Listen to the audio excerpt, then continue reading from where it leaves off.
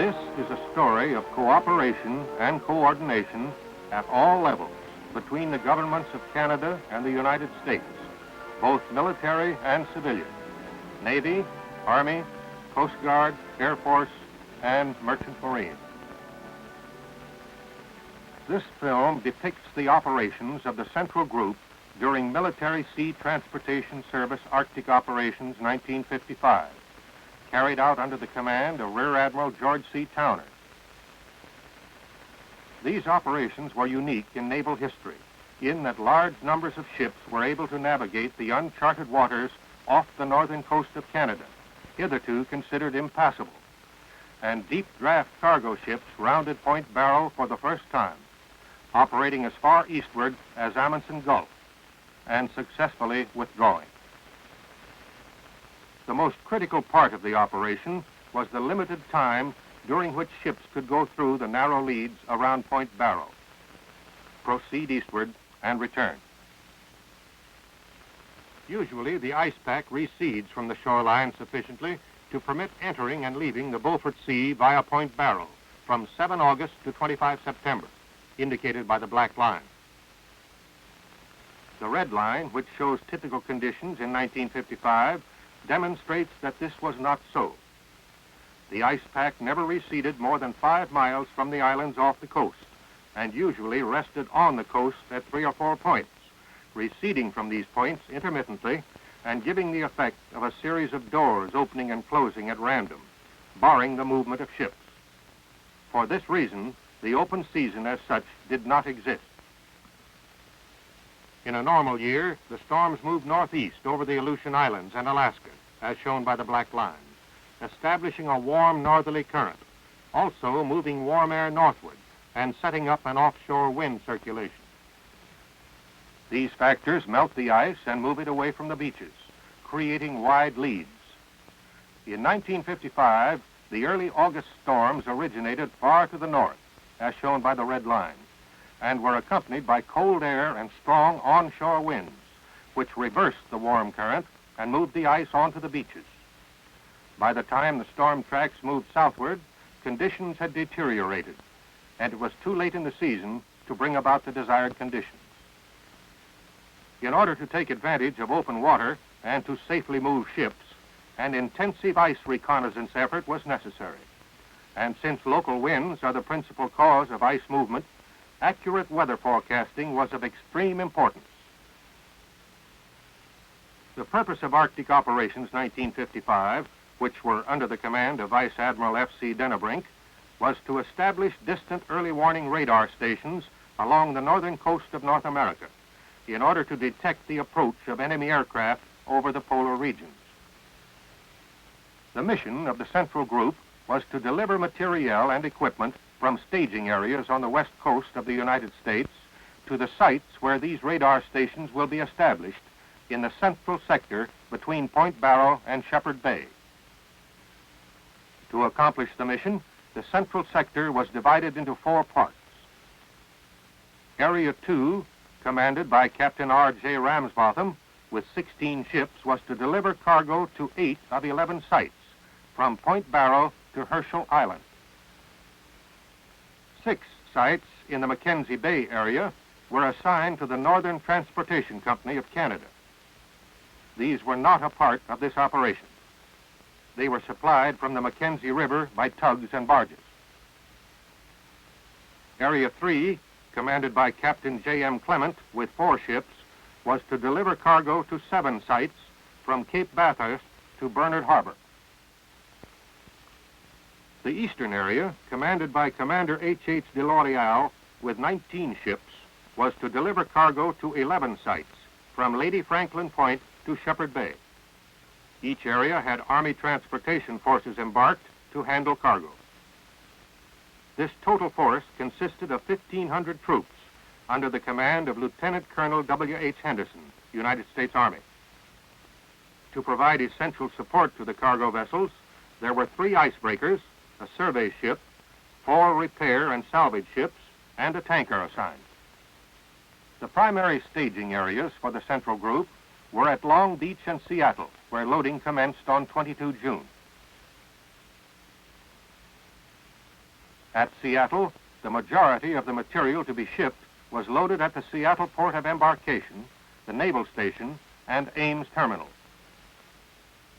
Here, by 7 July, were assembled all the cargo vessels for their final loading. Ship types employed included deep draft Victory ships, the smaller and lighter Simabis, and naval assault cargo ships and landing ships, tanks. Special Arctic preparations were made on most of these ships, including ice propellers and extra side plating. The LSTs had special bow sheathing, which proved most effective in the ice later on. Cargo assembled on the docks was segregated into stacks and labeled for discharge at a specific site. Each box had a color code marker to indicate its contents for ease of stowing in dumps ashore. Loading plans required cargo for various sites to be loaded in a particular order, which in general was the reverse order in which it was planned to be unloaded. This did not allow flexibility and was to cause trouble later, when it was necessary to change the order of unloading. Under the supervision of the Army, loading was done expeditiously and in a routine manner. In addition to the cargo, 11,000 tons of support equipment was loaded at Seattle. It consisted of cranes, tractors, trailers, forklifts, and many other items required to handle cargo at the isolated beaches, where no type of offloading equipment was available. There were many of these awkward pieces of cargo, which were difficult to handle. The LVTs and ducks were loaded in the LSTs at West Point Beach, Seattle. Heavy, cumbersome equipment, which had to be landed in operating condition, was easily accommodated in an LST. This loading served as a rehearsal, because this support equipment had to be put ashore at each site to handle cargo, and then reloaded when offloading was completed. Upon completion of loading, the ships took on provisions to their capacity. The cargo was secured.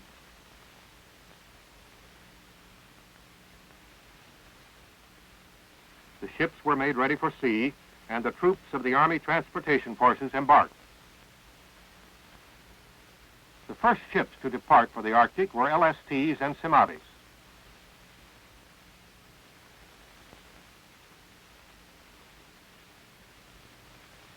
On 15 July, they were formed into a slow convoy and sortied from Puget Sound.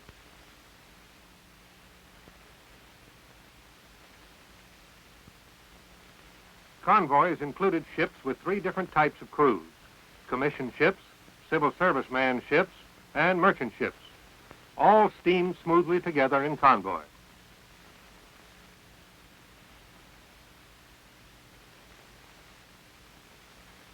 Meanwhile, the AKAs and Victories, which remained in Seattle, completed their loading.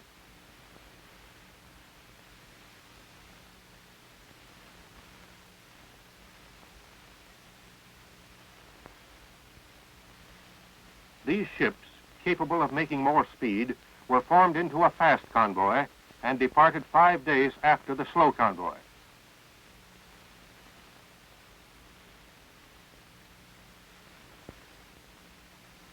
The amphibious command ship, Mount Olympus, was the flagship of the central group. By the next morning, the fast convoy had cleared Puget Sound and was formed up at sea for the long trek to the north. 900 miles ahead, the slow convoy was making excellent progress in good weather. The small, shallow draft cargo ships in this convoy are called Simabis. The name is derived from the Maritime Administration's designation of this type ship, C1 MAV1. The slow convoy transited Unimak Pass on schedule. In the Bering Sea, the convoy encountered fog for the first time, and it was to plague the entire operation.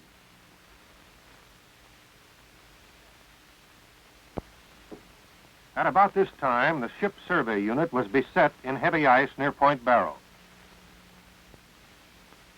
This unit, composed of a survey ship and 2 icebreakers, was attempting an early ice transit in order to survey the uncharted portions of the area before the cargo ships arrived.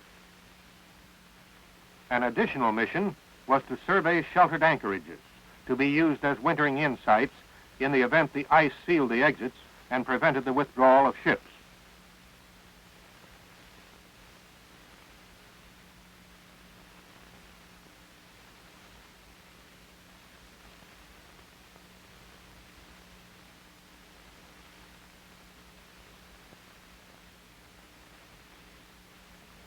The unit did succeed in making the early transit, but the survey ship requisite received considerable damage, and the icebreaker North Wind received damage to one propeller, which was to handicap her during the remainder of the operation.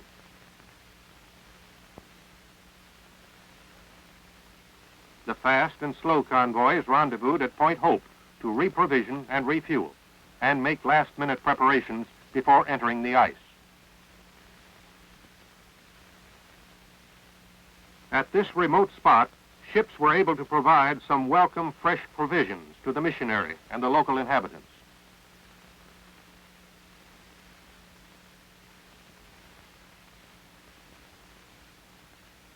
The task group then proceeded toward the southern edge of the ice pack at Icy Cape.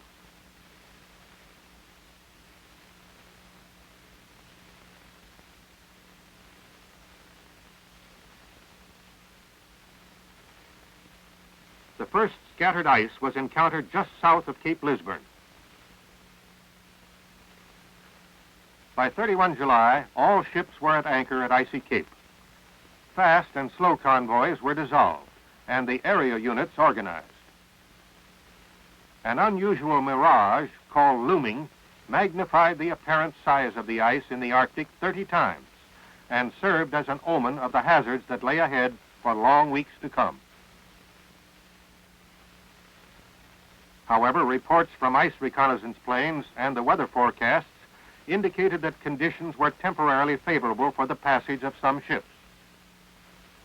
So on 1 August, Rear Admiral Towner made the decision to send the shallow draft ships of the Eastern Unit through the ice. The signal, "Get underway," was sent to the Eastern Unit. These ships were to steam many hundreds of miles through uncharted waters and overcome many unknown problems before returning to safe waters. The icebreaker Staten Island led the formation through gradually increasing concentrations of ice as it neared Point Barrow. The unit rounded Point Barrow on 2 August and proceeded eastward. At first, the ice was not a particularly deterrent factor.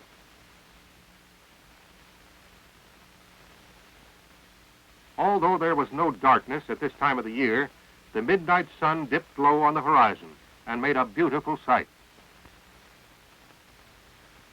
Then fog was encountered. The combination of ice and fog first slowed the column and finally forced it to anchor for 3 days, 300 miles east of Point Barrow. Much ice was avoided by taking advantage of the shallow passage inside the chain of islands along the northern coast of Alaska, which forms a barrier against the polar pack. Use of this passage required skillful ship handling and navigation. The margin of safety was slim. Ships drawing more than 16 feet could not use this passage. Once through the passage, the unit rejoined the icebreaker, which, because of its deep draft, had been required to make its way through the heavy ice to the seaward of the islands. Progress was slow but steady through the ice that was encountered all along the northern coast of Alaska.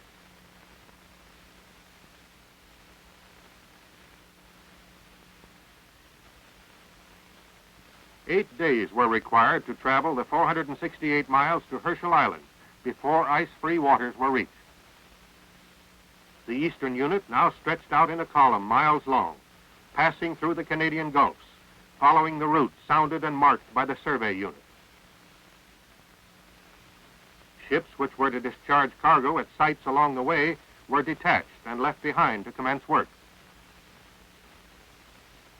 At each of the sites, contractor personnel had been flown in with limited construction equipment to prepare the site for receiving cargo and to build airstrips and roads.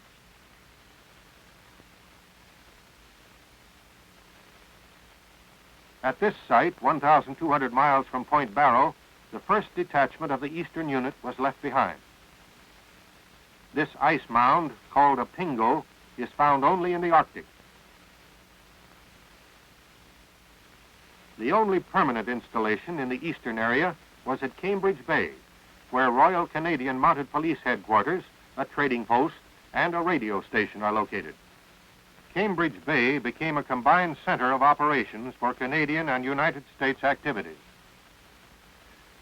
Headquarters were established by the contractor, the Army, and the Underwater Demolition and Hydrographic Office personnel, who surveyed the Canadian site. It was also a clearinghouse for mail and passengers. On a tour to view the progress of operations were General Yount, Chief of Army Transportation Corps, General Collins, Commanding General, United States Army, Alaska, and Lieutenant Colonel Henderson, who commanded the Army Transportation Forces in the entire central area. One of the next detachments was left at a site 100 miles east of Cambridge Bay. At sites where the beach would not allow an LST to beach with a dry ramp, earth ramps had been built out and were ready when the ships arrived.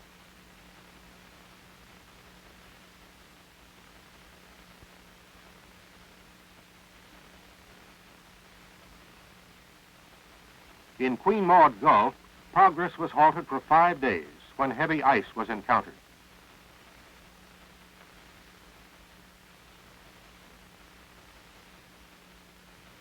But by this time, all involved had come to expect that the unexpected would occur, and it again demonstrated the value of two principles to bear in mind when operating in the Arctic. Keep your plans flexible. Be patient.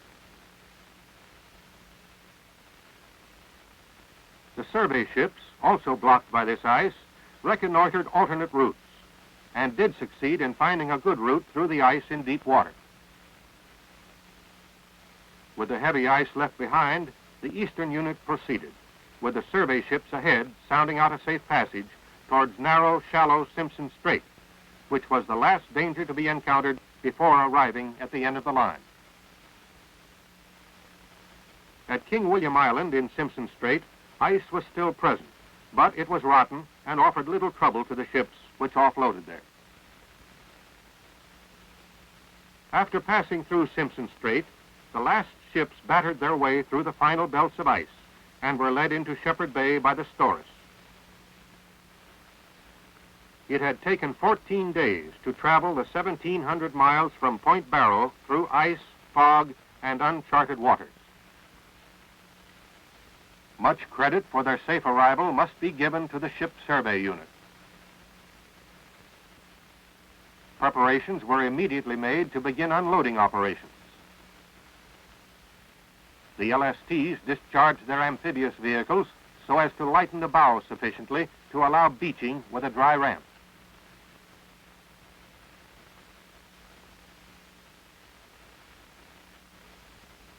Underwater demolition personnel in boats served as pilots to guide the LSTs to the beach. Underwater demolition personnel, in teams with hydrographic office personnel, had made a detailed reconnaissance and survey of the beach at each of the sites in the central area before the arrival of ships. They had determined the gradient of the beach, had marked safe approaches to the sites, and had located and fixed the positions of all underwater dangers. Key personnel talked over last-minute details to coordinate the final arrangements for the unloading of cargo. Army personnel unloaded ships' holds, operated boats and vehicles, and stowed the cargo in dumps ashore. In general, the method of discharging cargo at all the sites in the eastern area was the same. First, support equipment was landed, such as cranes, tractors, and vehicles used to handle cargo on the beach. The LST then remained beached, and its cargo was unloaded through the ramp or over the side into ducks and LVTs, which then took it to the dump. The cargo of ships which anchored off the site was unloaded into LCMs and ducks.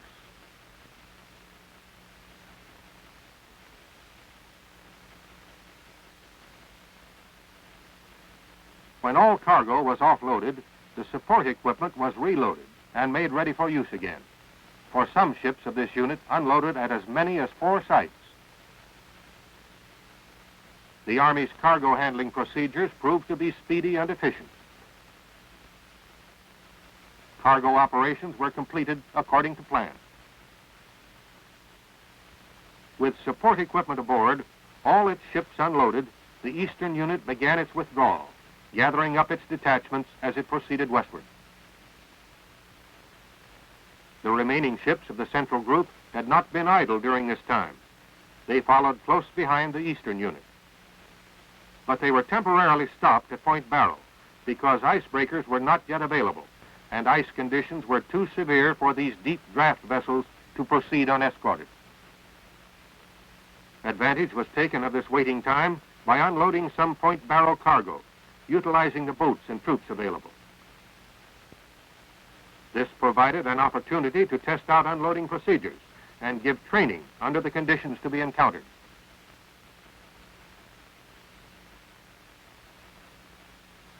While these preliminary operations were in progress, Vice Admiral Dennebrink, Commander, Military Sea Transportation Service, and the overall Commander of Arctic Operations, 1955, made his first visit to confer with Rear Admiral Towner.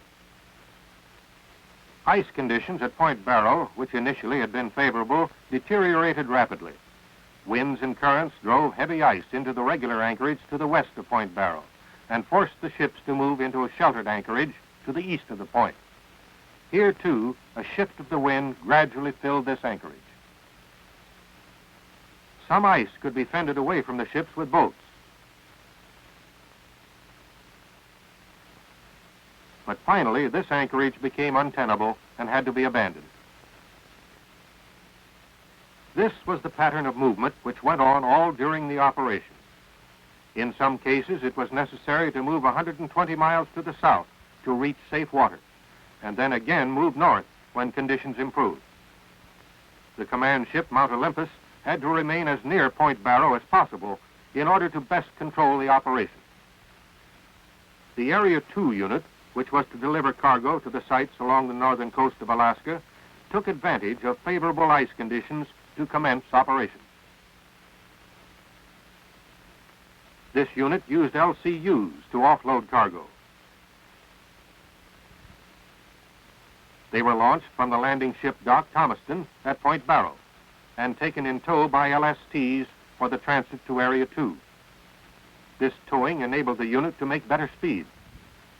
They rounded Point Barrow several days after the departure of the Eastern Unit and proceeded toward the first site.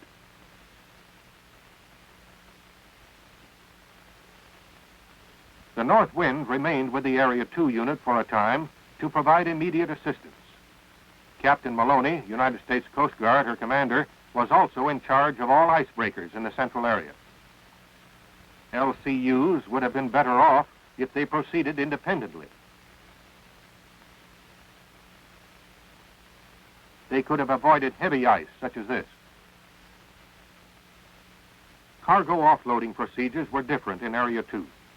LSTs could not beach because of shallow approaches.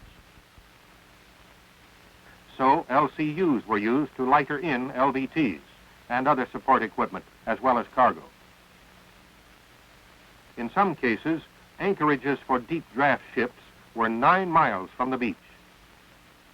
This made the turnaround time for lighterage excessive, even under the best conditions. Fog and ice further increased the turnaround time as well as the danger. The organization and loading of the Area 2 unit did not provide sufficient flexibility.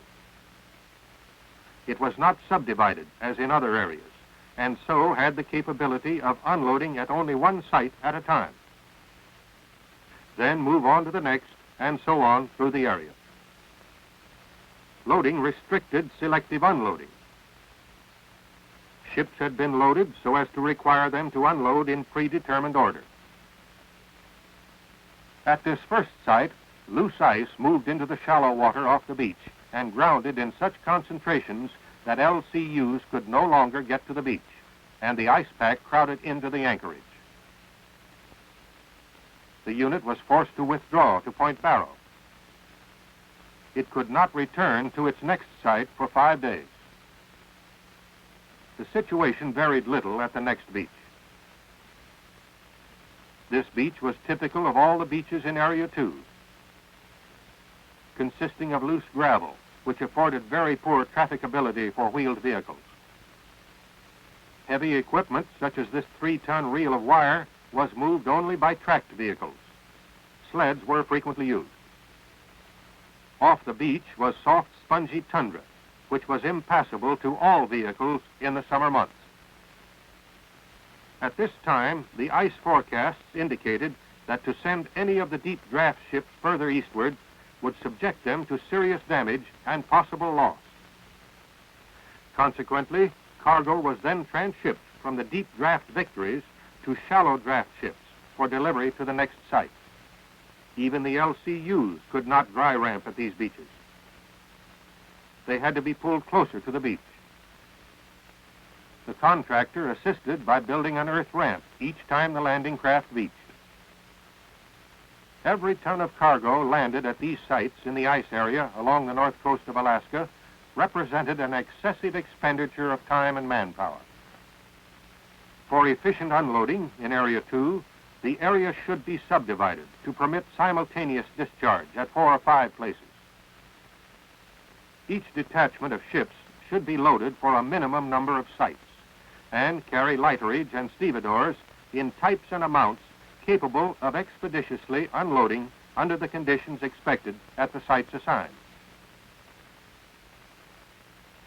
We leave the Area 2 unit and shift back to Point Barrow, where the Area 3 unit has been waiting for icebreakers for 10 days.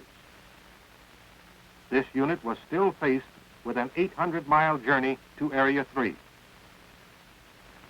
It was the 12th of August before the icebreakers Burton Island and North Wind were available to escort the Area 3 unit around the point to begin the difficult transit along the Alaskan coast. None of these ships had ice propellers or protective sheathing. When heavy ice was encountered, they had to stop or be towed through the ice. It took 2 days to reach a point about 250 miles from Point Barrow, where the ice pack crowded against the coastal islands. Passing through this ice, progress was measured in feet, and finally the ships were beset. A fellow prisoner was the Canadian motor ship Cassiar, bound for Cambridge Bay. It took 9 more days to travel the remaining 225 miles before the last ship of the unit reached clear water. The Archer Gammon grounded during this time and was refloated only after 1,500 tons of oil were pumped overboard. The Andromeda was disabled when ice snapped her rudder post, and she had to be towed from that point on. Helicopters were operated constantly when weather permitted. They continually probed for favorable leads.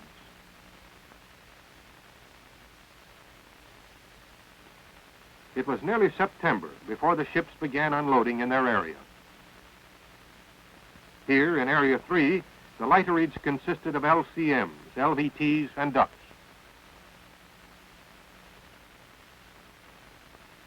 At the Canadian sites, the site survey teams, composed of hydrographic and underwater demolition personnel, made detailed hydrographic surveys of the deep water anchorages and approaches at each site. These charts enabled ships to anchor close to the unloading beaches.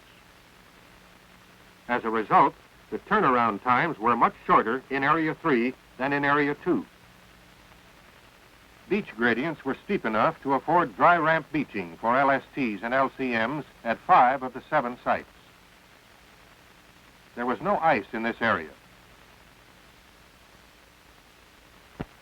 Because of this and the closeness of the anchorages to the beaches, a rapid rate of discharge was attained in Area 3. The Canadian coast in Area 3 is hilly, rocky, and lined with cliffs in places. The beaches are sand and gravel, and the trafficability allows wheeled vehicles to be used ashore. At 2 of the sites, there were sheltered harbors.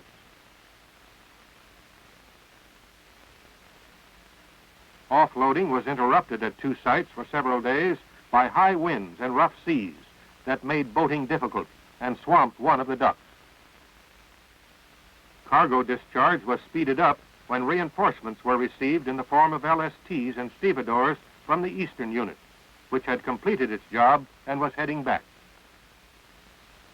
By late August, it was apparent that the Area 2 unit could not complete unloading of all sites in Alaska in the time remaining for safe operation.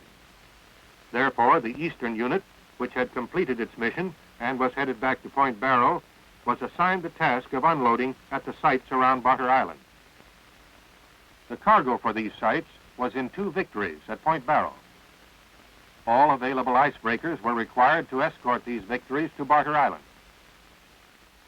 Both victories were damaged before they arrived. Here at Butter Island, LSTs were used as lighters. Army and Navy personnel combined efforts to speed up the unloading.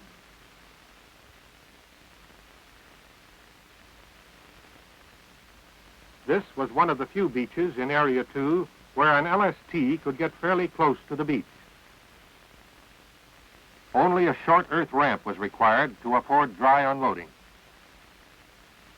These Arcticized LSTs proved to be the ideal ships for this type of an operation. They were efficient icebreakers. Their shallow draft enabled them to avoid heavy ice. Although their cargo capacity is less than other types, they could rapidly unload heavy equipment directly to the beach, ready to operate. They also provided berthing and messing facilities for crew and troops.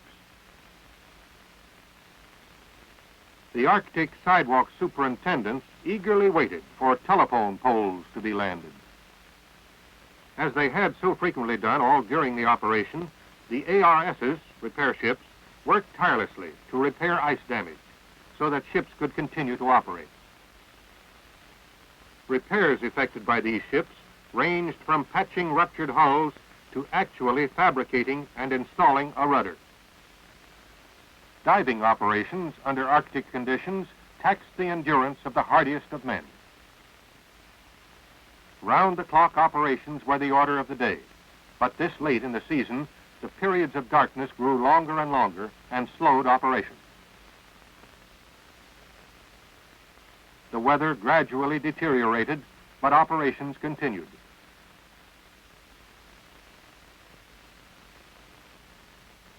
At this crucial time, Vice Admiral Dennebrink returned to the central area on his second tour to observe the progress of operations firsthand.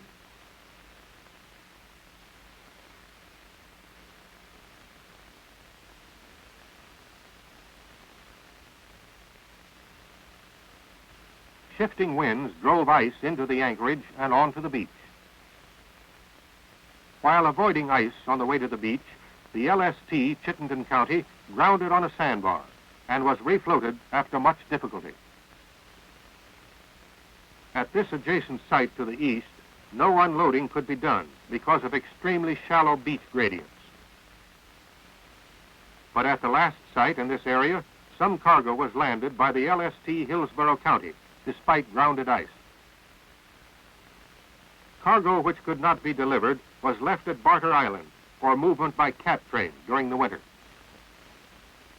Within a few miles of each of these sites, there is no civilization, but wildlife abounds. With the completion of cargo offloading at Butter Island, the mission of the Central Group was almost completed. Now the difficult return to ice-free waters was the main problem to be faced by all units. The scene which greeted Captain Ramsbotham, the commander of Area 2, as his flagship led the way home, was none too encouraging. Reports showed that escape route around Barrow was already blocked, and only a marked change in the wind would open leads to allow escape. There were no icebreakers available for Commander de L'Oreal's eastern unit as it departed Barter. Aerial ice reconnaissance, which played a vital part all through the operation, was now intensified. Aerological units hopefully continued weather observations, seeking some indication of an offshore wind that would push the polar pack off the coast. Icebreakers were dispatched to assist the Area 3 unit, which was in the most critical situation, preparing to enter the ice with one ship already disabled and under tow.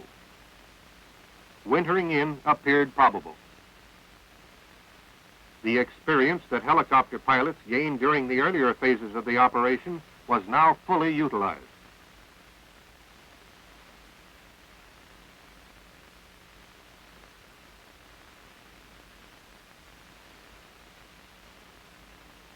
As ships approached the last barrier near Barrow, the situation had improved slightly, but new ice was forming, indicating that time was running out. These large pools of ice-free water are known as polynya. They offered temporary shelter from the crushing ice. Bear tracks indicated the Arctic pack was close. From the bridge of a ship, it was difficult to get an accurate picture of the ice situation ahead. Only from high overhead in the helicopter, which ranged miles ahead, could the false leads be distinguished from the true leads. There is no substitute for this type of local ice reconnaissance. Talking directly to the ship, the helicopter pilot actually served as an extension to the eyes of the commanding officer and guided him to the leads not visible from the ship. The worst ice situation was right at Point Barrow. Here, the door was tightly closed, but at the last minute, the long-awaited offshore wind arrived and allowed the ships to escape. This last belt was penetrated only with the aid of icebreakers.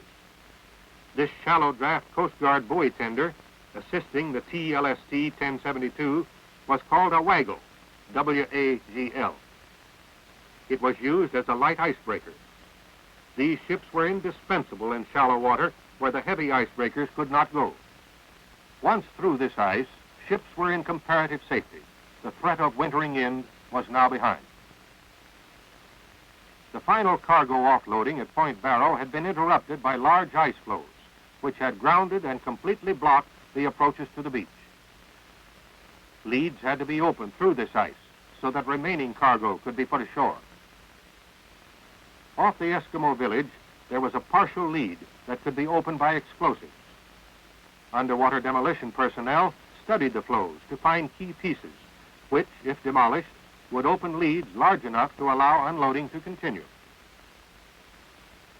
By the use of explosives, and with the assistance of shallow draft icebreakers and the Eskimos, 2 leads were opened and kept usable.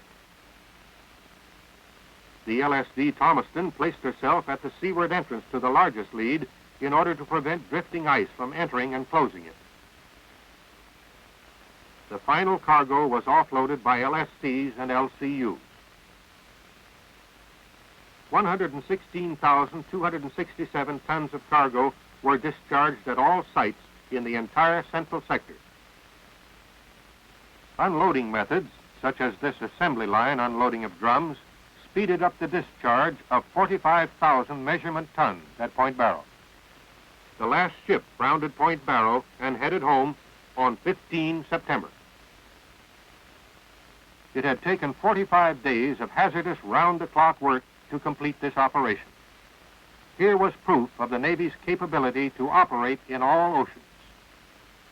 These operations were not without cost. 13 groundings were reported. There were 44 hull casualties and 22 lost or damaged propellers and shafts.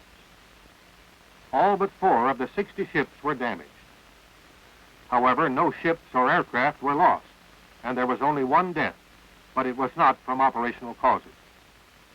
Operations in the central area were completed on time. The mission of the central group completed, the Mount Olympus was led southward through rapidly increasing ice concentration. She was the last ship to reach safe waters. The final operational report of the Commander Central Group, among other things, listed the following lessons learned as being of major importance. Do not send cargo ships with drafts of more than 16 feet east of Point Barrow. Organize the task group into small, self-contained area elements, requiring a minimum of loading for multiple discharge. Arcticize all ships which will operate eastward of Point Barrow. Assign an adequate number of large and small icebreakers to future operations.